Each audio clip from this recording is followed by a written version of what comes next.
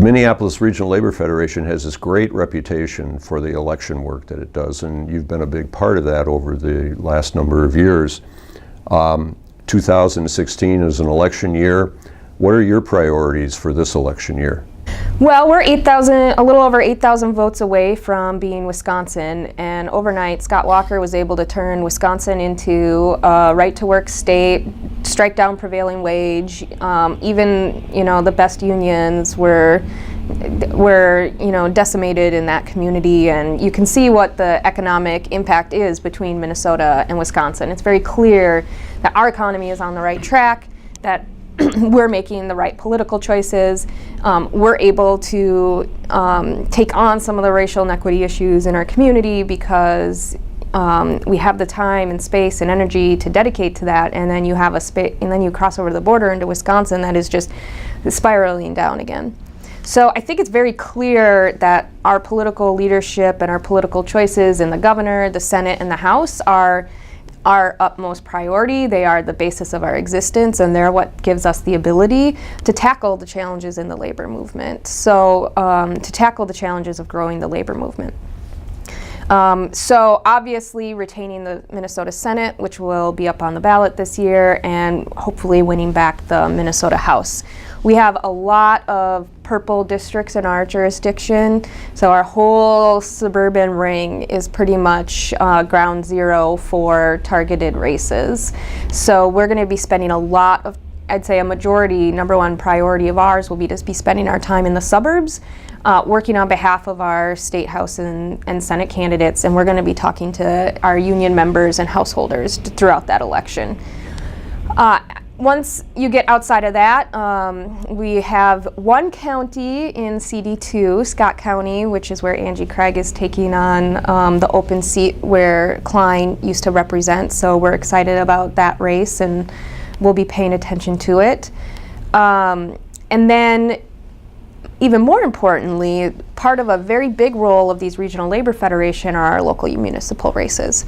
So we're going to be looking very closely at places like Brooklyn Park. Brooklyn Park is majority people of color in that city, and their entire city council is white male. All of their state representatives are, white representatives. Like there are no people of color representing the first majority person of color community in our state.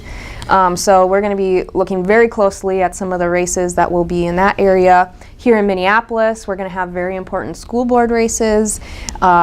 Minneapolis teachers, Minneapolis educators, and our public schools are under attack by corporate ed reformers who want to privatize our districts.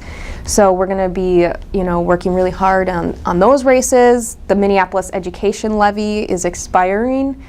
This is like hundreds and hundreds of jobs, and we all are aware of the stress that our public education system is under, and so it is going to be imperative that we renew this levy in order to find a way to emerge from this successfully. And then there may be a handful of ballot initiatives here in Minneapolis. There's discussion of a minimum wage increase going on the ballot, and we'll be watching all of that very closely and targeting it. But I think what you're going to see differently this year over other years is, and I'm really excited about this, is we're going to be doing earlier program. So a lot of times we get going after Labor Day, because that's when we always were kind of like, well, that's when people start paying attention to politics.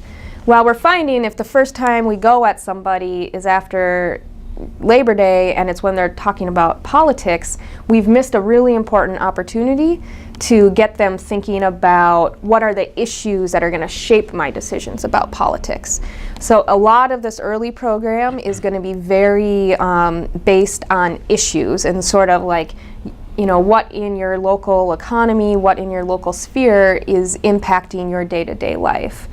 And, a lot of times we'll go in and we'll ask people, are you a Republican or a Democrat, or, very simple questions, and we're all very Minnesota nice, and we'll say, well, I'm an independent or I'm in the middle. But we found out if you just start asking more questions like, okay, you're an independent. Well, who was the last Republican that you supported? Well, I don't know. I don't know that I've ever supported a Republican.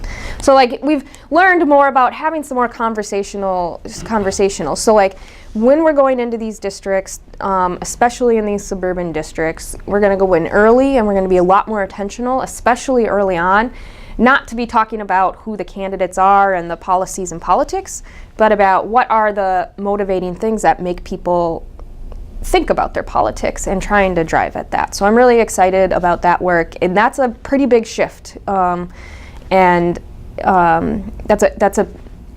a pretty big shift, and I think it's going to take a couple cycles for us to fully embrace it. And I hope it sort of energizes our political program a little as well.